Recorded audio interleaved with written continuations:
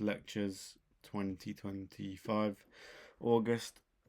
Today we're going to be doing another price action video where we backtest the week that I've not been here after not trading for a month. So we're going to test how I am after not being here and trading and looking at charts for a whole month, ready to get back in 2 weeks. So Tuesday we've got CPIs at 8:30, and as you can see, if you watched yesterday's video, you will see that our draw on liquidity was here, and we took it with the following news candle. So going into Tuesday, my bias would then be short into IRL because my long bias bullish has been met. So I'll be looking at IRL targets that I can short to when I get to a macro. So I'll say again, my goal as a trader, find the draw on liquidity, trade in that direction. Having this mindset completely removes all of the stress, all of the fear and the FOMO, and all I need to know is where's the draw on liquidity, has it got reason to go there, and I'm going to trade in that direction. That's it. That's not a strategy, it's just predicting price movement. So obviously I'm not going to edit these videos and redo. If I'm wrong, I'm wrong, and you'll see in the title how I lost X amount. If I'm right, you'll see how I won X amount. So completely self-aware. These videos are for my benefit to see, to just have true self-awareness of how I am, and maybe you guys learn in the process. But yeah, right now we've just taken out the complete draw on liquidity. I believe it's a weekly draw, and I've accidentally skipped way too far. A weekly draw and all-time highs. So I mean, right now we're kind of in that IRL zone. That would have been the very easy target. Maybe post 10 we might short into a bit here, but we could see some fractal buy models play out of here, but I ultimately believe that we probably are going, I'll just use a line tool, it's probably easier. We're probably going for these levels minimum. We're going to take all-time highs and then retrace. We could do, but yeah, so I'd be looking at shorting out of this IRL. If my draw on liquidity is lower, I understand that we don't move in a straight line. So we're going to come up into this IRL and then short down to the other IRL, which is a high time frame ERL to IRL moves. Hopefully that makes sense. Obviously if I'm wrong, I'm wrong, and if I'm right, great. But yeah.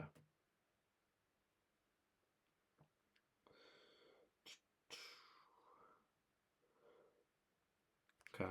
Right. So we're not just going to take this gap and take it as face value. We're going to dissect it, just like I did in one of my other videos on how to dissect gaps and how to make it the most precise. So in this gap, we can refine it to this gap as an extreme.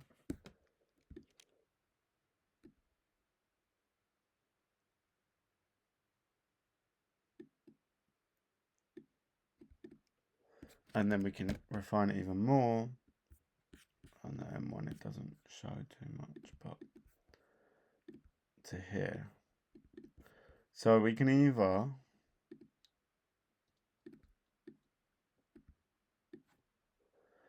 what we can do is we can either long to these gaps or we can short off of them, because you can see this is a suit. I'm going to come up. So right now it looks like we're heading towards those IRL targets, so we could very much just long this, probably the next gap. Okay, and we've already got it, so we'd probably not want to try and long it now. But if it kind of stalled and made a gap, then we'd long that gap into it. As you can see, we reached the ultimate objective. Ideally, we get displacement off of it now. Would be good. Can also use this as an inverse gap here.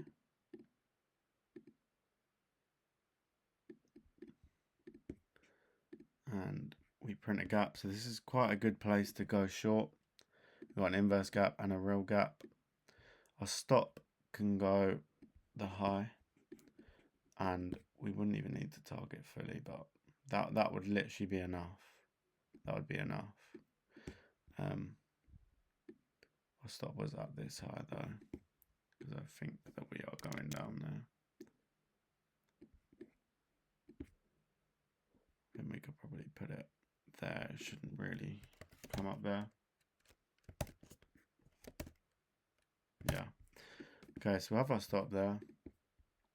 Sell 1%. This is obviously 4.7 R. This would be an IRL to ERL move. So the first partial would be coming here on this dealing range. And as you can see, we soup the high.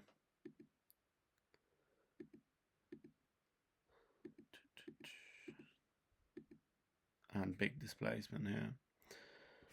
Okay. Came very close to stopping us. We then want to see this gap hold. Meaning, we'll keep our stop there.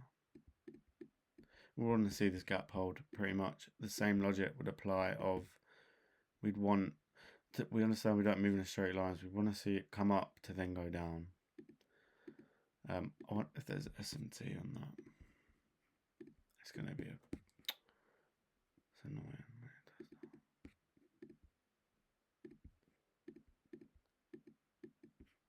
There's no. Oh, there is SMT. SMT, yeah. But we want this gap to hold. And there's first partial. First partial, we can take. How much are we up right now? Okay. Take off 50. Secure 1%. How much R is the first partial? 2.3. It's not bad. We can secure 50%. This is the new dealing range, so we shouldn't really come back to this. As this IRL move has then completed it, so we should really hold this gap if we're still bearish. Now remember, these further partials look like ERL, however they are a higher time frame IRL. So what that means is this is ERL, so we're actually moving from ERL to IRL, but on the lower time frames it just looks like ERL, sorry. So yeah, if we're still bearish, this is our new dealing range. We've secured 1%, and these gaps should hold if we're still bearish, and we've got the draw on liquidity as these internal range gaps. So we'll see how price moves. Still in that same dealing range, it could expect a deep retracement. There we go. And there's our next partial. We'll take another 0.5% off. And we'll see if this full TP runs now. This is our new dealing range. Stop can go there. And TP smash. So 1.7k on that. Brilliant. With last trade, that would have been 500. So almost passing an account in 2 days. A really good trade there. Came really close to the stop loss, but didn't stop us out. So yeah, hopefully you learned something. This is, I'll give you a framework.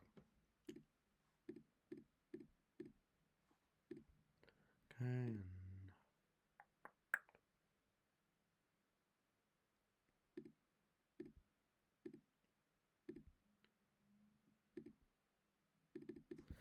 Okay, so higher time frame ERL has been taken. Our bias is bearish into IRL. They're left behind. Simple as that. So yeah, hopefully you guys enjoyed. I'll see you guys in the next video. Peace.